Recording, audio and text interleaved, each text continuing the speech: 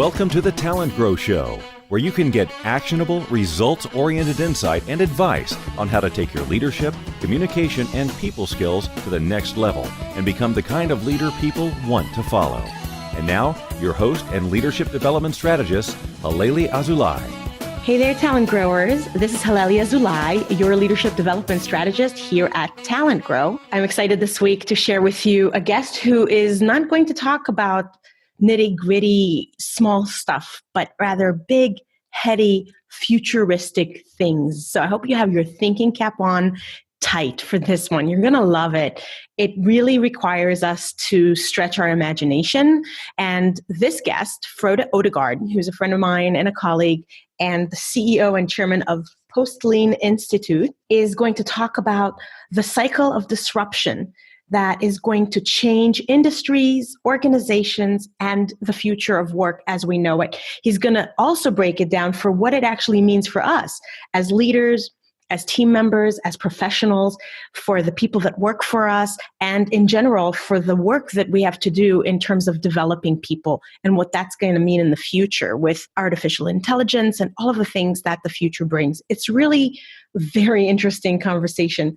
And I wanted to let you know that I want you to stick around for the end because I have a news and a challenge for you. The news is that now you can leave me a voice message on my website, and that you can do from any device. So whether you are on your desktop or on your iPad or on your phone, right on the right-hand side of any page of my website, talentgrow.com, there is a little button that says voice message, and you can leave me a message. And that message can be a question, a comment, feedback, an idea, a suggestion, a request, anything. You just record yourself for a 90-second message and it gets sent to me. And if you want me to use it on a future show, of course, just give me your permission and I will use it. But other than that, I will use the information to help make sure that this show is better for you, whatever it is that you tend to leave me. And in order to entice you to try this out, because I really want people to take a chance and just leave me a voicemail,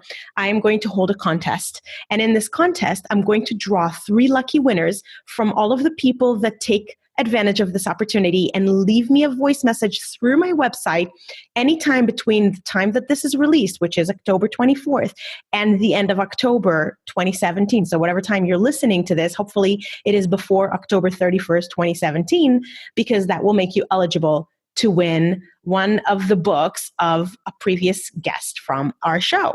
So stick around to the end. I'll give you a little more details. And in the meantime, enjoy this episode with Frode Odegard. Welcome back, talent growers. Today, I have my colleague and friend, Frode Odegard, on the show today. He is a thought leader in disruptive innovation and organizational design. He is the founder and CEO of the Post-Lean Institute. And he has been on the front end of thinking about the technology disruption that's going on in our world and the exponential changes that it's going to bring to our organizations. And that's why I wanted to have him come on the show and talk to us about this. I think that he can really open up our eyes to some of the changes that are coming down the pike, but more importantly, about all of the thinking that he's been doing about what we need to do to prepare. Frode is originally from Norway, and he came to the U.S. in 1990, but he's been an entrepreneur for a very long time, including when he was in high school. So I'm looking forward to our conversation. Frode, welcome to the TalentGrow Show. Thank you for having me. It's great to be here. Well, it's wonderful to have you, and I appreciate your time today. Before we get started thinking about exponential technologies and disruption and all of these buzzwords that everybody likes to throw around, and I know that you're going to help enlighten us about what they mean, I'd love for you to describe your professional journey. Where did you get started and how did you get to where you are today in a brief way? Yeah, I grew up in Norway. My parents had a tech company, so I sort of grew up in my dad's lab. Did a software company in high school, couldn't find any venture capital, so I was sort of an entrepreneurial refugee to Silicon Valley. So I came here just over 25 years ago, started 2 or 3 companies and sort of gradually went from the extreme end of the technical spectrum, from theoretical computer science, into organizational design because I was curious about why organizations weren't smarter about developing products, and then ended up looking at how the world around us is changing and how organizations as a result have to change dramatically themselves. So you've been kind of in that space of technology and innovation and entrepreneurship and Silicon Valley for a really long time, which gives you, I think, that kind of an interesting vantage point to talk about what we're going to talk about today. And most recently, you published an ebook, which I'm going to link to in the show notes. It's a really great and easy read, like not easy, but clear. It's clear and it makes sense. It's called Post-Lean Thinking, a new vision for corporate innovation. And in this book, you described a cycle of disruption that is changing organizations and therefore is going to require a change in leadership and management practices as well. I'd love for you to describe that cycle for us.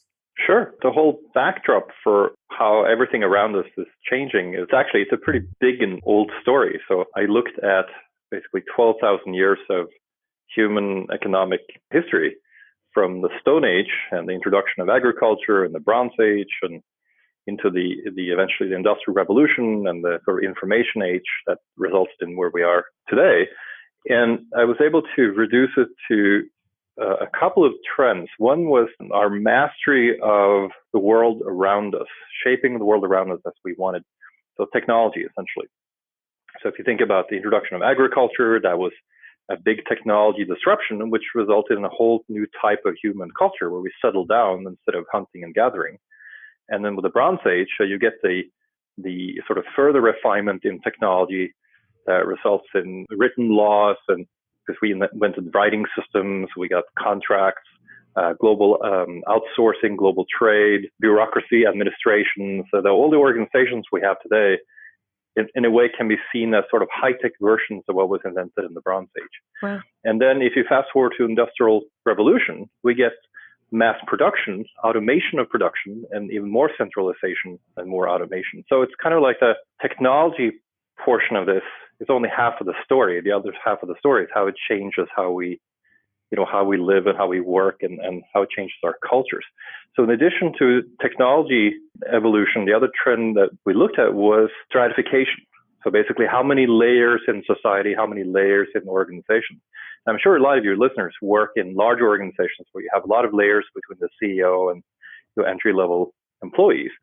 But when we were doing hunting gathering, there was basically two levels. It was you and the leader of your band, your extended family. And then you got to the Neolithic, you have division of labor. So you have people who are specialized in whether it's religious rites or soldiering to protect from neighboring tribes raiding your crops, or people minding the livestock, or people gathering the harvest, and so on. And in the Bronze Age, even more so. And of course, now we have a gazillion different types of jobs, and we have many, many layers of management in a lot of organizations. And so what we started looking at was how what we call the cycle of disruption. It's not just about technology. It's about how that technology is changing society and changing organizations. And so what's happened now is technology development is becoming exponential. So we all know about Moore's law. So every couple of years, microprocessors get twice as fast, et cetera. And so that's continued to rise ever since the Stone Age. But stratification now is starting to collapse because now we're seeing new kinds of organizations like Airbnb and Uber and so on that decouple people and assets and services from firms. And so we're entering this very loosely coupled world, and that's enabled by this cycle of disruption. And so the cycle itself, what it looks like is you have investment in developing these and further refining these exponential technologies. And that can be whether it's artificial intelligence or sensors or augmented reality, virtual reality, and so on. And those technologies are then used in organizations to not just make them more efficient, but create new kinds of business models that have much higher capital efficiency. So think about Uber or Airbnb versus Marriott, where Marriott has 400,000 employees. And Airbnb has less than a percentage of that. So the capital efficiency for the latter type of business model is much higher. So what this does is it frees up more capital to further invest in developing and improving exponential technologies, and then the cycle continues. So that's the main cycle. There's a counter cycle, which has to do with regulation and mindset and anything that creates friction in adopting these technologies and using them to change organizations and ultimately change the world. Can you give an example of that? If you look at the headlines for both Airbnb and Uber, who are the most well-known examples of these new types of business models, you see that they struggle with countries where, for example, actually even in the States, where in New York, they passed legislation, restricting people's ability to rent out their spare bedroom on Airbnb. In Denmark, Uber had to actually give up uprating, and they announced they were going to exit the country because regulations prevented them from competing with traditional cab drivers. In Norway, it's sort of semi-legal, but if you're on UberX, the equivalent of UberX driver, in Norway, the police is now arresting you when they catch you, and they'll take away your driver's license. Why? Well, it's because the regulations and laws are written in cooperation with and to protect established businesses and business models. Mm-hmm. And of course, when we don't really have politicians generally who really understand these changes very well yet, and so there's a lot of education that's required to update or remove regulations to allow for all of these technologies to benefit customers. Yeah, because it's not the customers they're protecting, right? It's the incumbent businesses. That's right. I agree. And this is probably a topic for a whole other show, because it's very interesting to think about what's behind it. I mean, it's probably under the veneer of protecting the public, but it's probably driven by a lot of special interest groups and lobbyists and so on, and the establishment, right? So a company, and I'm not saying that Marriott has this or any of the actual competitors of these new disruptive technologies are the ones that are doing the lobbying, but I'm sure that if you are a very established and very big and very wealthy corporation that has a lot of vested interest in the current way of doing things, you probably also already have a very established process to influence politicians to keep them that way. Yeah, I mean, you're exactly right. I mean, so they pay lobbying firms to make sure that regulations and laws are continue to favor or protect the status quo. So putting that aside, because we are not going to get into politics on this show, I know that what you've been talking about, and you've been going around the world speaking about this, and very impressively, it's coming. And whether or not we get bumps in the road or obstacles set up through this counter cycle of disruption from lawmakers, let's say, and regulations and so on, I'm probably not going to stop this bus from rolling down the hill. And the changes are already here, and they're coming at a faster and faster pace. So we all need to recognize that it's probably going to change the way that our organizations will need to work in the future. And specifically for the talent growers community, here, we're thinking about ourselves as leaders and probably also for our own careers. What does this mean for us? How can we prepare for it? And what do you think is going to be a problem with the current style that organizations are implementing management and leadership and people development versus the style that we need to adopt in the future? Well, I think the landscape that's emerging now is one where we're probably going to be transitioning from these corporate giants more to networks of small organizations that don't last very long. So we call them micro-organizations. And these micro-organizations will be highly automated. The kind of jobs that are, any kind of that involve repetitive tasks, whether it's physical labor or knowledge work, those jobs are unquestionably going away due to robotics and AI and so on. So if you are even if you're doing repetitive knowledge work, you should be looking at what does that mean for your career? And maybe you should be moving into creative knowledge work, some type of design or creating new businesses, maybe becoming more technologically literate and so on. Because it's not necessarily the case that you have to develop brand new technology from scratch as much as being able to find and deploy technology to create value, for others. The other thing that's happening is employee tenures are likely to continue to go down. I mean, you have to go back to our parents, our grandparents' generation to find lifetime employment as something that's a realistic ideal. Right. So in Silicon Valley, where I am, we found one study that showed that the average employee tenure in startups was 10.8 months as of 2014. And that will probably continue to go down, as organizational lifespans are also shrinking. So if you make the Fortune 500 list, you're probably not going to stay on there as long as before.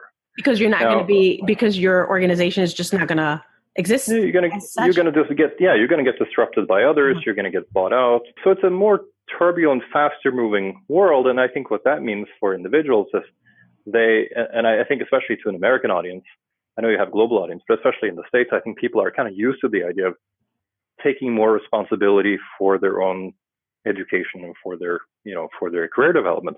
And the old ideal was that you would go to work for an employer and have kind of a safe career, spanning multiple years with that employer. And the employer would pay for your professional development, and they would sort of take care of you. And I think Toyota is an example of an organization that did extremely well with that type of leadership model, where leaders basically were teachers, and they're expected to develop their people as problem solvers.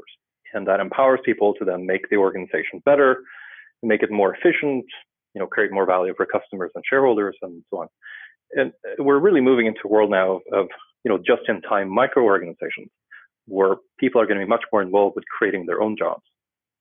And so, of course, that means there's going to be a huge new industry of human capital development, both for people who are just becoming more proactive about their professional development, but also for all the people who are going to lose their jobs because of new technologies.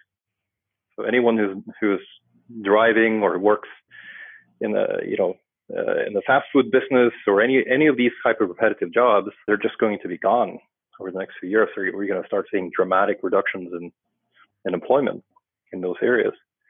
So there's an economic opportunity for people who think they can help those people to create new lives and new careers. So are you saying that the opportunity is in developing and providing development opportunities?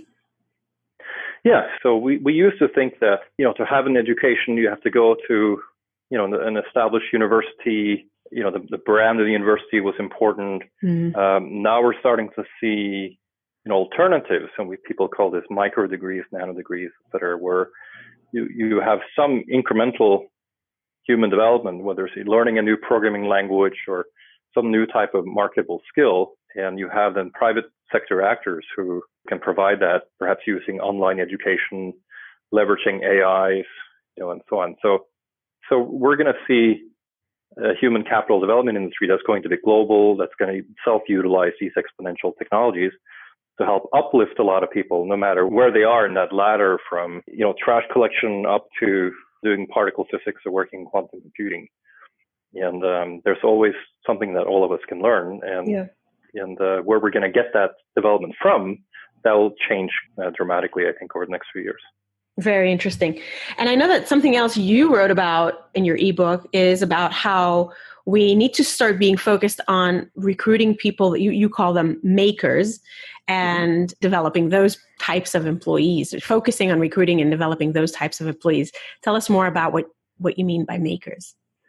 So American culture in particular has always had this sort of cultural strand of self-reliance. And the maker movement is, and there's conferences now around the world that have started up where they are teaching, basic electronics or mechanical engineering skills and sort of do-it-yourself projects that used to be, our parents' generation, that would be like the chemistry set, or Tinker Toys.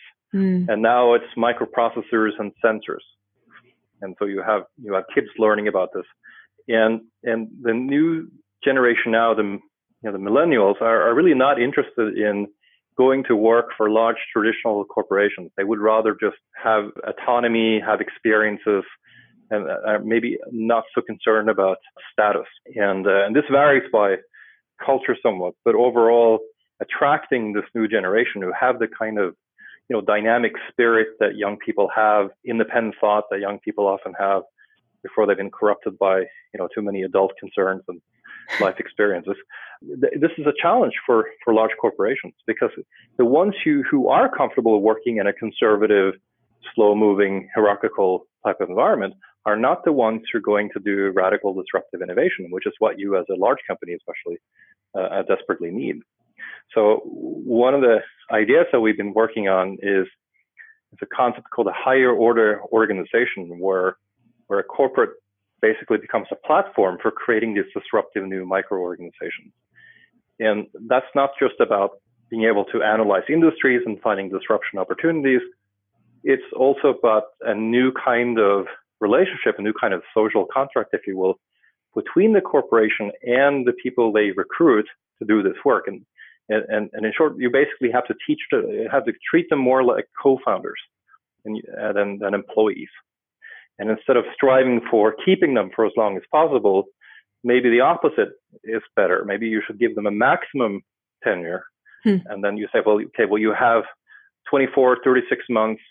We're going to give you all this training, these resources, access to partners, to markets, and so on. And within that time, that's your chance to make your mark on the world and develop new businesses. And that's going to be much more attractive, we think.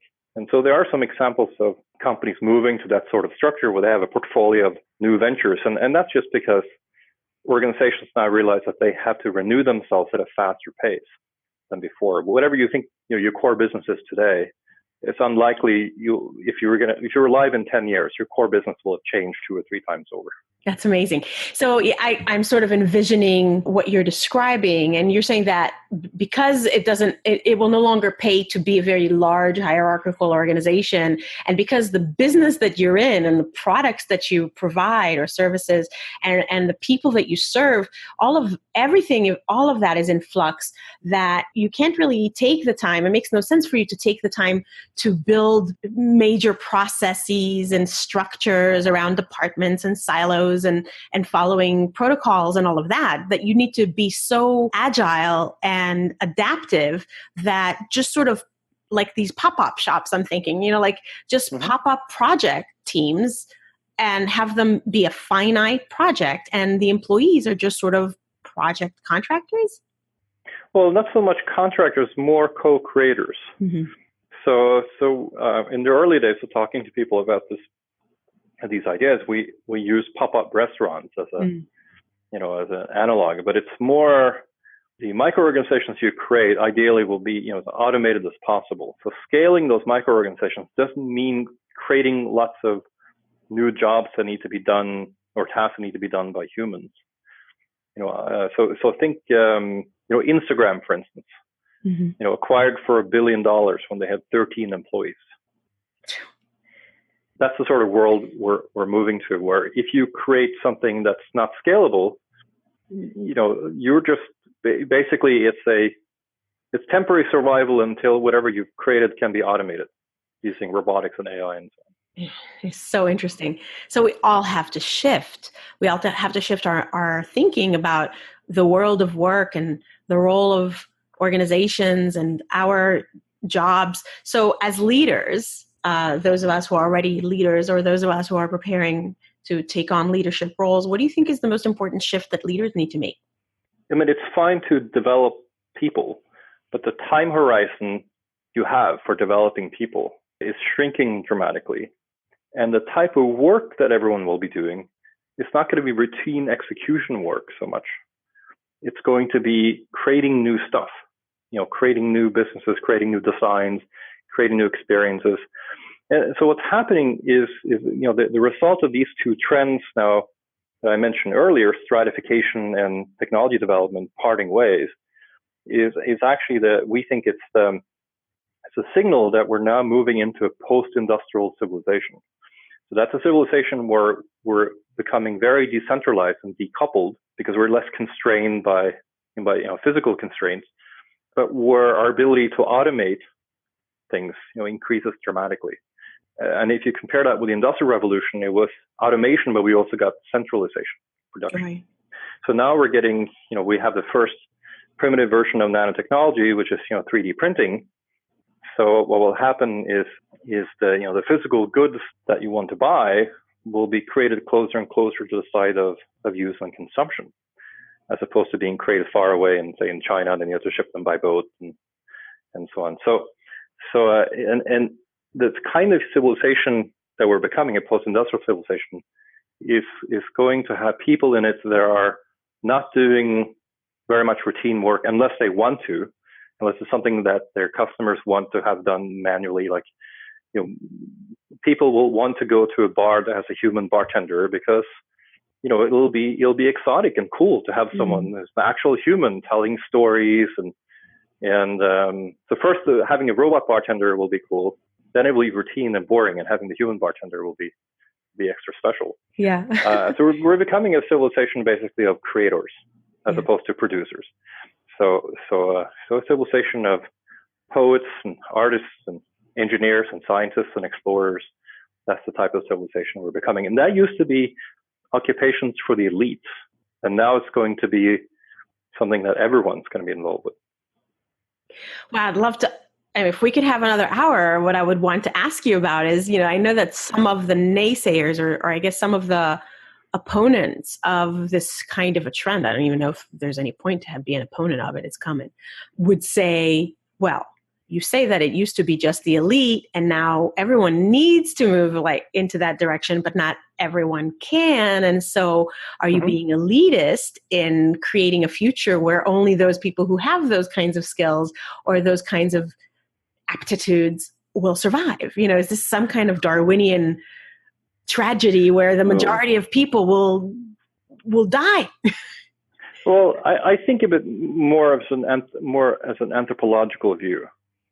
So in other words, if we fast forward a few decades, there will be no people who ever had those manual jobs, where kinds of jobs where people are going to be losing their jobs for the next 10, 20 years. Those people just won't exist anymore. They'll just have died out. So this is a transitional in human history. It's a transitional problem as we go from one type of civilization to another. Yeah. And this is not a frictionless transition. I mean, we're going to see, we could even see military conflicts as a result of this type of development. And because exponential technologies, for one thing, of course, enable you to do bad, violent things at a much lower cost. Right. So you'll think of the coupling, artificial intelligence with a drone, with an explosive, with facial recognition, and you send it down the street, and it'll find the pattern match the face of the person you want to assassinate. And that drone could be an anonymous drone, and it could have been assembled from components that cost $50. You see why you listen to the TalentGrow show, to be uplifted, just like this, right? There you go. Yeah. So what I'm saying is we have citizens and we have governments who largely have an industrial era mindset, which is centered around top-down control and the idea of the resources as being very limited and all of that. And with the type of world we're moving into, very soon, if you want a new garage for your house, you can have it 3D printed over the weekend. Oh God! Right. So the world of buildings and architecture will change tremendously. The physical world around us will change at a much faster pace. So I always point people to Las Vegas as an example, especially people from Europe, or people, it's common to be nostalgic about, and also the East Coast, keeping things the way they've been, right? Yeah. So preservation societies and so on. In Vegas, when a hotel, gets boring, people just tear it down, they build another. Nobody feels sentimental about that. Mm. So when technology allows us to do that at a much, much lower cost, then, anyone can be a designer, if you will, a creator. Yeah, that's really neat. Well, super exciting. And we're running out of time. So what's new and exciting on your horizon? What's got your attention these days in a short form? So in part, it's just finding more ways of reaching more people with our research. We mostly help private equity investors and corporates make sense of the changes, and so that's kind of the business development side of my day job, running the Post-Lean Institute, because we're developing new management science for this transition. So new innovation practices, new tools, and so on. And then we're also working on some research to understand how mindsets in different countries translate into policies that enable or hamper this type of transition, because our mission is to accelerate humanity's transition into this new type of civilization. So we want to be able to help both business leaders and investors and policymakers kind of understand what the impact of these policies are. And to instead of making that a party political type of discussion, we're trying to go deeper and then look at what are the people's basic assumptions about how the world works and how it should work. And that's some very interesting research. So those are just a couple of things. There's other research stuff we're doing too that I can't quite talk about yet. But it's really about helping people make sense of and navigate these changes. That's what we're in business to do. Very neat. Well, I'm glad that you are, because I think a lot of people feel very inundated, overwhelmed, or confused by all of this change. And some people have more maybe time or just the interest to learn more about it. And a lot of people feel like their current job and other priorities are taking up a lot of their time. And so anybody that can help them figure it out or create shortcuts to know what to do is probably going to be in high demand. So what's one specific action that listeners can take today, this afternoon, tomorrow, this week, that you think can help them become a more effective leader, or maybe help them in their own career, given your view of things? One specific action. No, I think the most important thing you can do as a leader is, if you're not someone who's already working in a tech business and so on, is to pick some conference or get some reading material that specifically addresses technology disruption, and kind of bring some of that perspective into your organization. Because otherwise, at whatever level people are in organizations, most of their focus is, how can we get the quarterly, a monthly, weekly goals done? How can we get stuff done that we need to get done now? And people kind of lose track of that bigger picture. And of course, our ebook too has some big picture information and some history about how we got to where we are and where we think it's going. So hope that's not too self-serving, but we worked hard on that, so I'm happy to recommend it. Well, awesome. And yeah, I agree. I shared it already on social media, and I will definitely link to it from the show notes. Anything else where you think maybe like a TEDx talk or some other formats where people can consume more information about this trend? I think really understanding the role that you play, and I guess it's just repeating what I said earlier. So, but understanding kind of getting more perspective on where your organization and you as an individual fit into all of this. Mm-hmm. And so maybe going out and having conversations with people who work in technology companies. And if you have a friend of a friend, who are in social media, try and make that kind of part of your network, part of the people you talk to kind of bring some of that mindset, some of that thinking into yourself and your organization. I love it. That's a great suggestion. I think this is very related to some of there's a lot of research out there on network technology that says that people that read and talk to people and connect with information, and people that are outside of their own field and their own industry are much more likely to succeed in their careers, because they're able to think more divergently, and then connect, and make those connections between things that people that are within their industry, who are reading their own industry publications and sort of attuned to all the same, they're reading the same things, they're meeting the same people, they're thinking about the same stuff, they have the same ideas. But these kinds of people, and you're saying listeners can easily become those, can then see things differently, which makes each of us more high value to everyone we know. Yeah, bringing that perspective, especially in a large firm. Most of the people you talk to and most of the people you network with, during work hours, are going to be people in your own organization. They're likely to have the same blind spots that you do. Yeah. So because there's so much complexity within the organization, so many relationships you have to maintain, political stuff going on, and frankly, just leaving the office and talking to people doing dramatically different things involving technology, especially things like artificial intelligence and virtual reality, augmented reality. If you're not in technology and there's someone in your organization already playing around with those things or doing pilot projects, try to get yourself on that team, volunteer to help them with anything you can to be part of that effort. It's going to add to your value and also give you a valuable perspective. Perfect. I love it. Awesome. Well, Frode, it's been really a pleasure speaking with you. And I'm sorry that our time is up. How can people stay in touch with you and learn more about and from you? Well, I'm on LinkedIn, so I guess you can add my URL there for people who want to connect with me, that way. Will do. And also, our website has some information, and every so often there's a blog post, we have a newsletter and so on. And the address for that is www.postlean, without a hyphen, although we usually spell it with a hyphen, but not for the domain name. So Yeah. DOSTLEN.com. Gotcha. Okay. Awesome. Well, I appreciate your time today and you sharing the insights from all of your research with listeners of the TalentGrow Show. And thanks so much for all of your wisdom today. Thank you. It was great to be here. What did I tell you? Mind-blowing or what? I hope you enjoyed this episode, Talent Growers. All of the information that we talked about, plus the links to how to stay in touch with Frode and his excellent ebook that you can grab are all on the show notes page, which is on my website, talentgrow.com/podcast/episode 64. And while you're there, of course, sign up to get my free 10 Mistakes That Leaders Make tool. That's going to be very helpful for you. Plus, I hope that you will join me and leave me a voicemail message.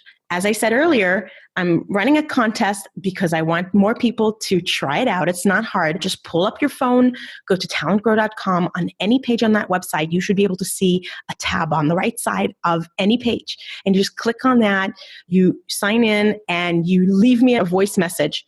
It's 90 seconds or less, and it can be a question, a request, some feedback about the show, what's your favorite thing, something you've tried to implement that you've heard on the show and how that went, or something that you're going to be implementing from this particular episode, or a request for a guest or a request for a topic. The sky's the limit. I'm hoping in the future to do some Ask Halelly type of episodes. And when people leave me a voice message with a question, I can actually play that on those Ask Halelly episodes. I would love for you to send me a question like that. And then you might be in a future Talent Grow Show episode. How cool would that be? And so to sweeten the deal, to make you want to do it, I hope that you will anyway. But I'm going to pick 3 lucky winners randomly from all the people that submit a voicemail during the time frame between when this episode is released, which is October 24th, 2017, and the end of October 2017. So up until October 31st, Halloween, you can leave me a voicemail to be eligible for this contest. And I'm going to pick 3 winners and send them a book. The Talent Grow Show is part of the C-Suite Radio network of high-quality business podcasts. So I hope that you will check it out over there at c-suiteradio.com. So that's it for this episode. I'm still Halelly Azulay, your leadership development strategist here at Talent Grow. And I thank you so much for listening. I thank you for being part of this community. And until the next time, make today great.